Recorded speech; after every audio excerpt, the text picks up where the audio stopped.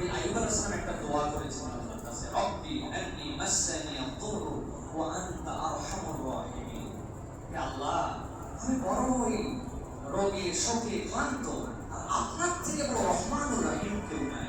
আল্লাহ এই দোয়া এত পছন্দ করেছেন, এই কথাটা আইয়ুব আলাইহিস সালামের, কিন্তু কোরআনে আল্লাহর ভাষায় আল্লাহ এটাকে কালামুল্লাহ বানাই দিয়েছেন। সুবহানাল্লাহ। অতএব আমার কোনো পরামর্শ নাই, একটা দোয়া আল্লাহর কাছে করেন। আপনি কায় মনোভাবকে সিজদায় বলেন, হাত তুলে বলেন, আল্লাহর কাছে তাহাজ্জুদের সময় বলেন, প্রত্যেক ফরজ নামাজের পরে বলেন, আল্লাহকে বলেন রব্বি আন্নি মাসানি আদ-দুরর ওয়া আনতা আরহামুর রাহিমিন। বলেন তো, রব্বি আন্নি মাসানি আদ-দুরর ওয়া আনতা আরহামুর রাহিমিন।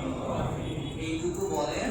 আর যে ওষুধই খান, সাথে যদি আপনার পেটে হয় তাহলে একটু মধু খান, একটু কালো জিরা খান, কালো জিরার তেল খাওয়ার জন্য চেষ্টা করেন। এইগুলো আপনার শরীরে ইমিউন সিস্টেমটা বিল্ড আপ করবে। আর যেই রোগেই থাকেন, ডাক্তার যদি আপনাকে রোদে যেতে না মানা করে থাকে, ফজরের পরে যে রোদটুকু সূর্য ওঠে ওইটাতে আপনি একটু হাঁটা চলা করেন খালি গায়ে, এইটা আমাদের রোগ শক্তিকে ব্যাপকভাবে বৃদ্ধি করে। ওই সকালের মিষ্টি রোদ তীব্রতা আসার আগে এইটা করেন আর এই দোয়াটা করতে থাকেন। আল্লাহ রাব্বুল রহমানুর রহিম ইনশাআল্লাহ আপনাদের প্রতি দয়া